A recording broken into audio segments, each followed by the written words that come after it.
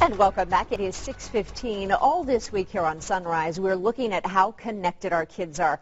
Live gaming systems are the rage with teenage boys. With Xbox Live, they can work as part of a team from the comfort of their homes. But Sunrise reporter Chris Kirshner joins us now with why they could also open the door to danger, maybe something parents really have never thought of. Yeah, they may not be thinking about that. You know, you're so focused on what they're doing online, but maybe not so much with the live gaming. How many times have you told your children from a young age, don't talk to strangers? Well, have you thought about who your teenagers may be talking to when they're playing live online? Just go to multiplayer. Like many boys his age, 13-year-old Sam Perino is a big fan of Xbox Live.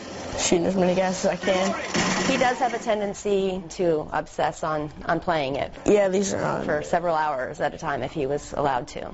Although Mom Laura sets firm rules, like limiting the time he plays and keeping the game in a central location, she can't control everything. I've heard cussing in the past.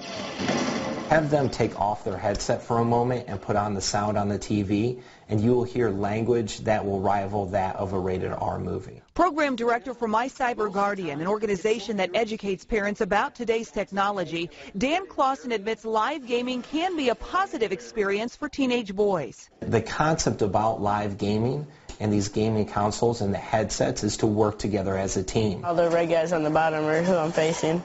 The problem is teammates can be anyone from anywhere. You can kind of hear them talking on there for a little bit. We teach our children at a very young age not to open the door to strangers, but that's exactly what can happen with live gaming. But if that means that they're talking to 4 or 5 individuals they've never met that maybe are using voice masking technology to make their voice sound younger than it is, that is where I have a concern. I mean, I usually just mute them. Sam's mom insists he only play live with people he knows.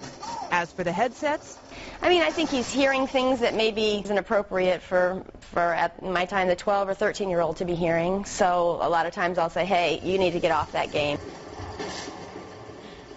yeah, and Laura's rules are right on, say experts who recommend parental controls. There is a control on the console where you can set to friend, so you want to play only with people they know and trust. Now, parental ratings on the games, they're only going to get you so far, so they suggest removing the headsets. So you can also hit the mute function like Sam said that he does. That'll help as well if they want to wear those headsets. Now, Clausen says parents are less suspicious of live gaming than they are online, so you do need just to be just as aware of that. Mm-hmm. All right, some great advice this week. Really appreciate it. And I know you're going to be talking more with some experts throughout the weekend on Weekend Sunrise. Yeah, there's so many questions that parents still have, both kids at a young age and teenagers, so we are going to cover it more in depth on Weekend Sunrise from 6 to 10, so we hope you'll join us for that. Also, WTHR.com. We have a link to Dan Clausen, My Cyber Guardian, there, so that's really helpful information. All right, Chris, we appreciate it.